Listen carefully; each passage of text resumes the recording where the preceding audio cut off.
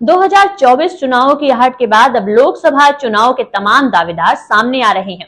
उत्तर प्रदेश की सबसे चर्चित लोकसभा सीट यानी कि गौतम बुद्ध नगर से इस बार समाजवादी पार्टी के संभावित प्रत्याशी डॉक्टर महेंद्र सिंह नागर सामने आए हैं।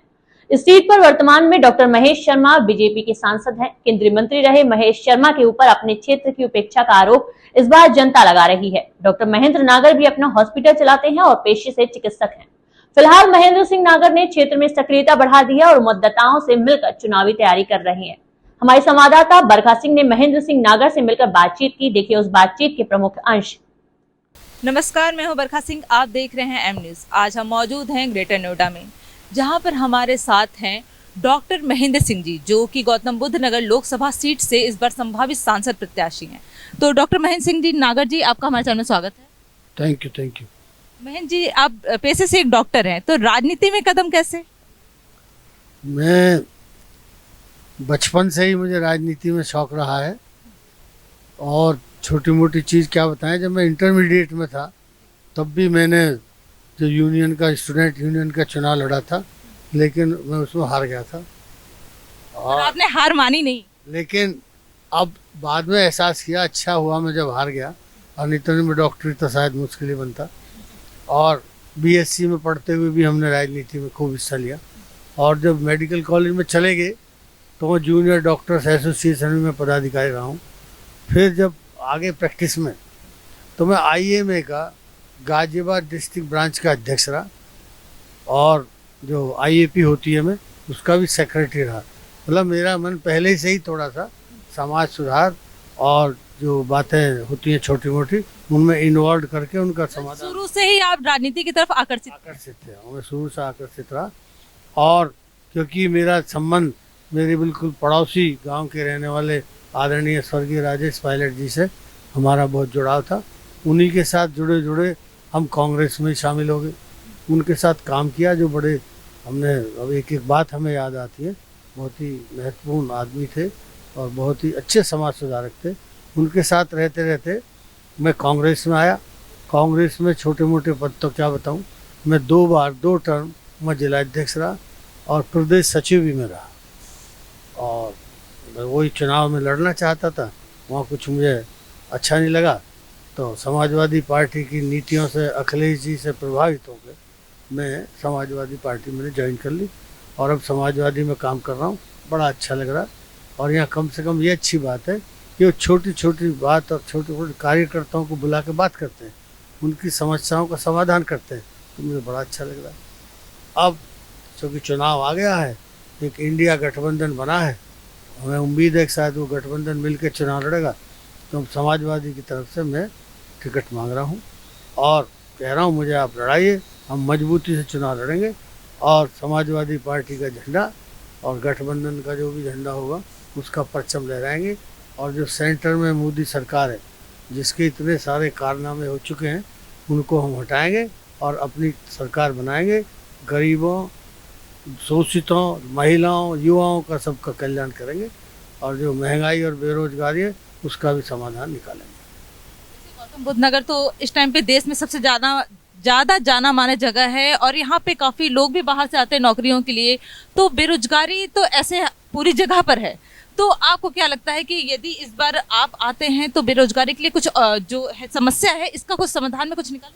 बेरोजगारी की समस्या सबसे महत्वपूर्ण समस्या है यहाँ, क्योंकि बाहर से भी लोग आ गए हैं, वो भी है। दूसरा, जो यहाँ फैक्ट्री बन रही हैं, जो भी कंपनियाँ बन रही हैं, उनमें सबसे तो चीज़ें ये ख़राब है कि वो हमारे लोकल युवाओं को तो नौकरी पर देते ही नहीं। हम उनके खिलाफ नहीं जो बाहर से आ रहे हैं, उनका भी एडजस्ट होना चाहिए, पर जो लोकल युवा हैं उनका भी वहाँ कहीं ना कहीं समाधान किया जाना चाहिए। और एक और बड़ी समस्या हमारे ज़िले में जो सबसे बड़ी है, जो किसान है जिनकी भूमि अधिग्रहण हुई है, उनकी सैकड़ों समस्या जिनका समाधान आज तक नहीं हुआ। बस जब चुनाव आते हैं, जैसे चुनाव आने वाले हैं, अब रोज़ कहा जा रहा है ये करेंगे ये करेंगे, लेकिन होना कुछ नहीं है। हम जानते हैं कोई किसान पुत्र का बेटा भी मुख्यमंत्री बने, यहाँ का राज्यसभा या यहाँ का पार्लियामेंट में जाए, तो वो जानता है लोकल चीज़ें क्या है, कौन सी चीज़ कहाँ से उसका निकल सकता है समाधान। वो बहुत ज़रूरी है, मेरा ये मानना है। अब रही इसकी बात, आप कह रहे बाहर के लोग, मैं ये भी मानता हूँ कि हमारे ज़िले में बहुत बाहर के लोग, जितने हमें उससे थोड़े बहुत ही कम है, बाहर से आ गए हैं, उनको भी हम लोग समझाएंगे कि आपको एक पढ़ा लिखा आदमी चाहिए। हम पढ़ाई लिखाई हमारी ठीक है, कोई आके देख ले, हमसे बात कर ले, लेकिन बहुत समस्याएं ऐसी जो लोकल बनने के बाद अब कुछ समय भी दे, राजनीति में समय भी चाहिए। समाधान तो तभी निकलेगा जब आप देखोगे कि बेसिकली है क्या, दिक्कत क्या है। तो हम ये चाहते हैं और जनता भी यहाँ की चाहती है कि हम चुनाव लड़ें और लड़के पार्लियामेंट पे पहुँचे, समाधान पूरी करें, और जो अखिलेश जी हमें आदेश निर्देश करेंगे फॉलो तो हम न करेंगे। पार्टी कह देगी बस वो आपको मान ही लेना है। बिल्कुल, कोई इफ एंड बट नहीं है। वो कहेंगे, हम वो कहेंगे नहीं हम किसी और को लड़ाएंगे, हम फिर उसके साथ काम करेंगे। समाजवादी पार्टी की पूरी मदद करेंगे, गठबंधन की पूरी मदद करेंगे, ऐसा मेरा सोच है। कोई एक सोच रहा हो अगर अभी भी कि नहीं डॉक्टर साहब तो बगावत करेंगे, कोई बगावत नहीं। जो पार्टी हाईकमान निर्णय लेगा वो हमें माने। तो आप तो ऐसे डॉक्टर हैं, तो आप किसानी कितना जानते हैं? किसको? किसान, जैसे किसान के बारे में कितना जानते हैं? मैं किसान का ही बेटा हूँ। मेरे पिताजी, ताऊजी, चाचा जी सब हल चलाते हैं, अब तो कुछ नहीं रहे उनमें से। और जब मैं रहा ही यहाँ किसानों में, मैं हाई स्कूल भी गांव से ही पास किया, बिल्कुल यही गांव, अपने गांव के बगल में बैतपुरा से। तो मुझे पता क्या क्या समस्या रहती हैं। और मान ली 8-10 साल के लिए कहीं पढ़ने भी चले गए, अब मैं प्रैक्टिस भी यहीं कर रहा हूँ। तो जो और कुछ जानकारी होनी चाहिए थी वो भी मुझे सब जानकारी। हमें ये भी पता है क्या क्या कुरीतियाँ हैं, कैसे कैसे हम महिलाओं का विकास करेंगे, कैसे कैसे अपने युवाओं को आगे लाएंगे। ये क्योंकि लोकल होते हुए इन चीज़ों का मुझे पूरा ज्ञान है। कोई मेरे बारे में ये नहीं कह सकता इन्हें कुछ नहीं पता। मैंने भैंसों का न्यार भी किया, गाँव से काफी जुड़ाव रहा है। पूरा जुड़ा है। अब भी मैं अपने गांव लगभग हर दूसरे दिन या रोजाना जाता हूँ। कोई शादी ब्याह हो कहीं क्षेत्र में, मैं वहाँ भी जाता हूँ। तो मैं सब चीज़ से वाकिफ हूँ, यहाँ क्या दिक्कत है और कैसे इनको समाधान किया जा सकता है। बाकी तो भगवान ऊपर वाला जाने किसके ताज होगा, लेकिन हम तो अपनी तरफ से पूरी कोशिश करें। मैं अपने अंदर से तो ये भी चाहूँगा कि माननीय अखिलेश जी प्रधानमंत्री बन जाए, हमें तो जब और अच्छा होगा कि हमारी पार्टी की प्रधानमंत्री बन गई। लेकिन मुद्दा ये नहीं है प्रधानमंत्री कोई बने, जो हमारा इंडिया गठबंधन है ये जीते, और समाजवादी पार्टी उसमें एक बहुत महत्वपूर्ण अंग है। और जैसे आप भी पेशे से डॉक्टर हैं, वर्तमान सांसद जी वो भी डॉक्टर हैं पेशे से, तो ये जो लड़ाई है वो डॉक्टर की है या फिर प्रत्याशियों की है? ये डॉक्टर की लड़ाई क्यों होगी? सब बिजनेस कर रहे हैं, वो भी अपना बिजनेस कर रहे हैं, मैं भी कर रहा हूँ।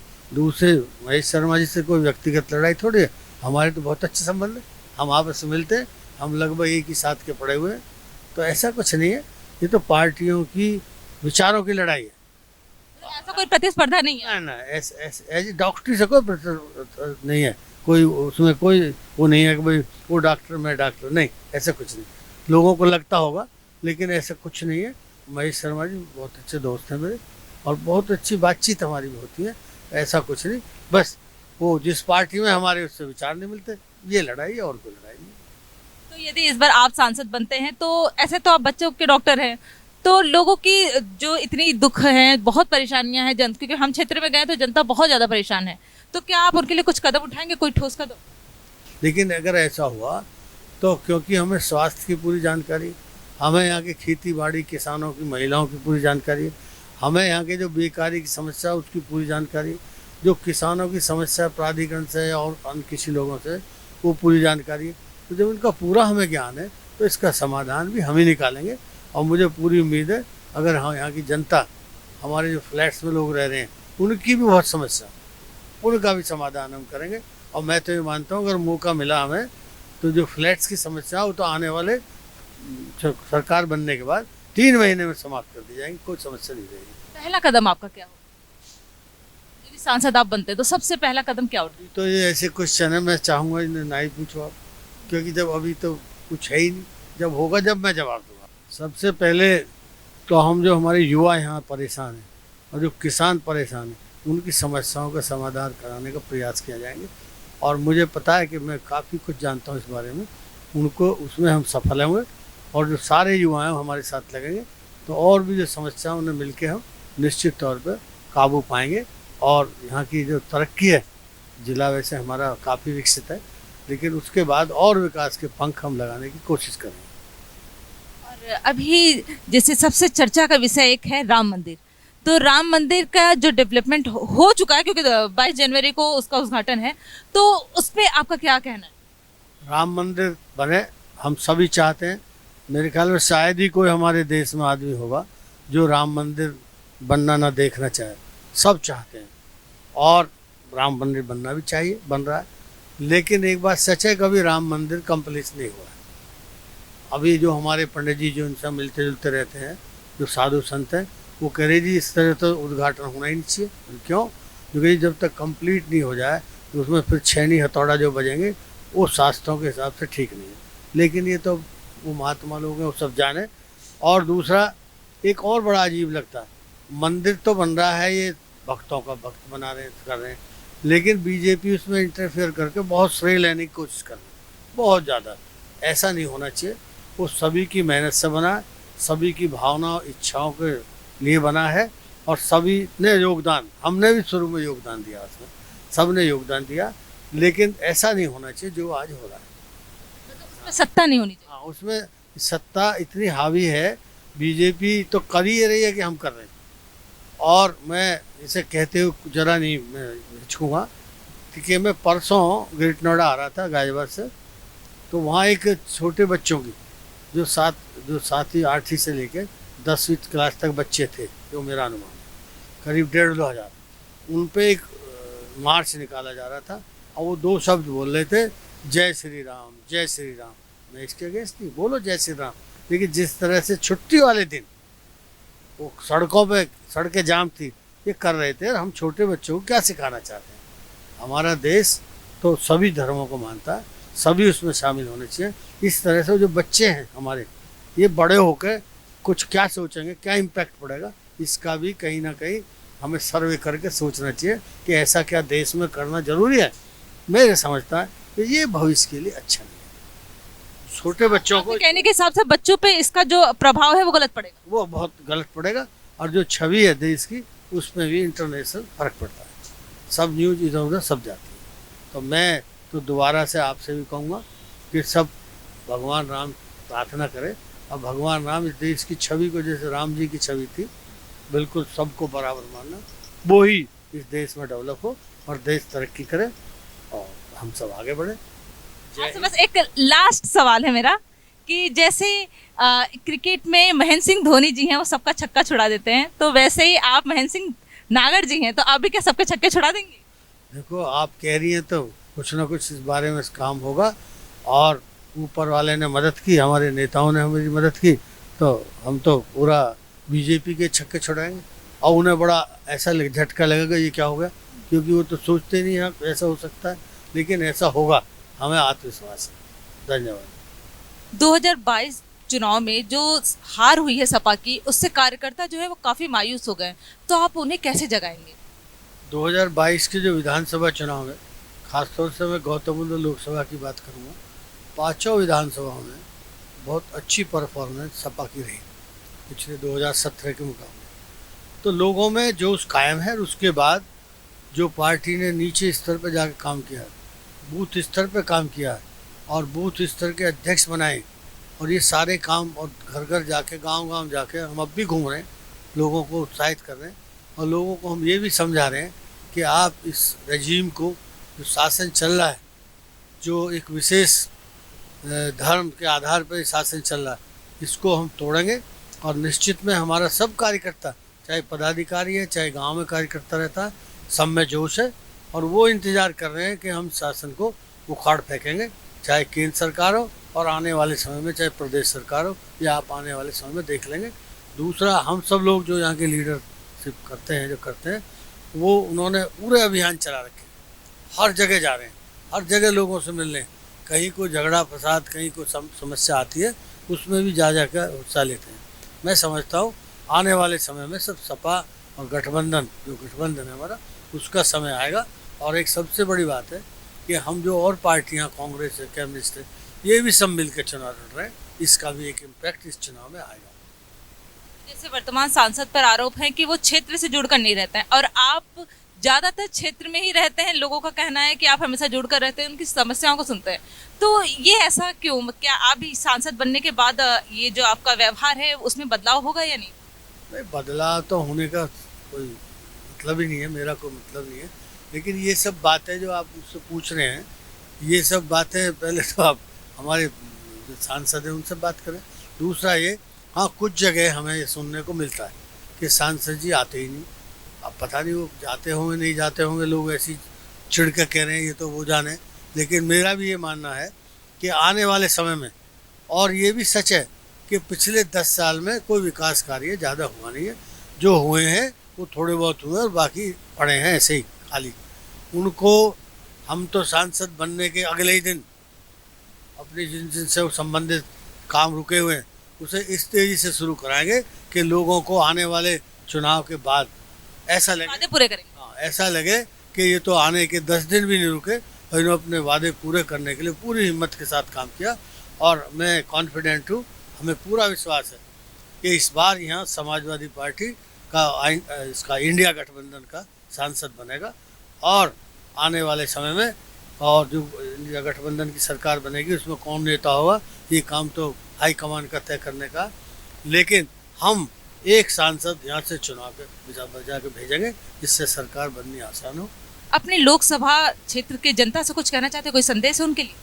मेरा पहला संदेश तो है कि नई साल अब बदली है तो सभी सुखी रहें, सबके बच्चे आगे बढ़ें, सब में खुशहाली आए, उनके बच्चों को रोजगार वगैरह मिले और कहीं कोई ऐसी घटना ना हो जिससे इस क्षेत्र में कोई लोगों पर आघात पहुँचे।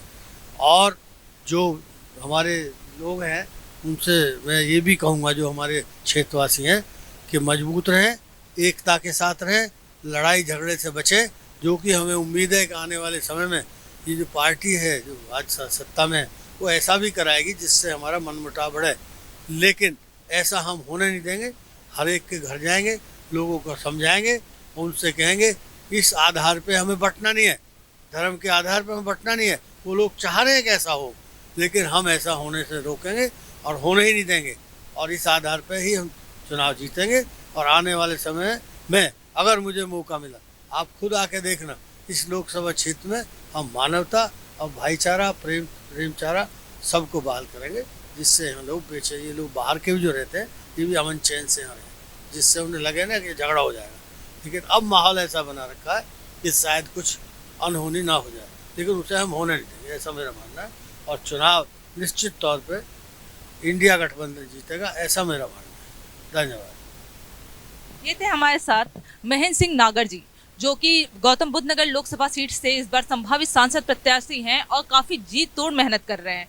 और वो एक बच्चों के डॉक्टर भी हैं, गाजियाबाद में उनका हॉस्पिटल है नागर हॉस्पिटल नाम से, और काफी क्षेत्र से जुड़े हुए हैं और सेवा भाव में बिल्कुल लीन है एक तरीके से। और उनका कहना है कि यदि इस बार वो सांसद बनेंगे तो गौतम बुद्ध नगर में वो सारे काम करवाएंगे जो अब तक के सांसद ने नहीं करवाए हैं। पर देखना तो यही है कि अब क्या फैसला होता है, 2024 में क्या होता है। तब तक के लिए बने रहिए एम न्यूज़ के साथ। मैं बरखा सिंह। राजनीति में एक लंबा अनुभव रखने वाले महेंद्र सिंह नागर विकास का वादा कर रहे हैं और जनहित में योजनाओं को लागू करने की बात कर रहे हैं। अब देखना यह है कि महागठबंधन की तरफ से महेंद्र सिंह नागर बीजेपी के प्रत्याशी को कितनी टक्कर दे पाते हैं। फिलहाल बीजेपी ने अपना प्रत्याशी घोषित नहीं किया है, लेकिन यह तो तय माना जा रहा है कि बीजेपी से 2 बार के विजेता डॉक्टर महेश शर्मा की टिकट जनता के विरोध के चलते कट सकती है। बने रहिए हमारे साथ और देखते रहिए बरखा सिंह के साथ 2024 लोकसभा चुनाव पर हमारा विशेष कार्यक्रम अब की बार किसकी सरकार। सवाल सत्ता से कीजिए, विपक्ष से नहीं। विपक्ष से सवाल करने वाले तो बहुत हैं, लेकिन सत्ता से सवाल करते हैं सिर्फ हम। इसलिए एम न्यूज़ के साथ जुड़िए और कीजिए सत्ता से सवाल।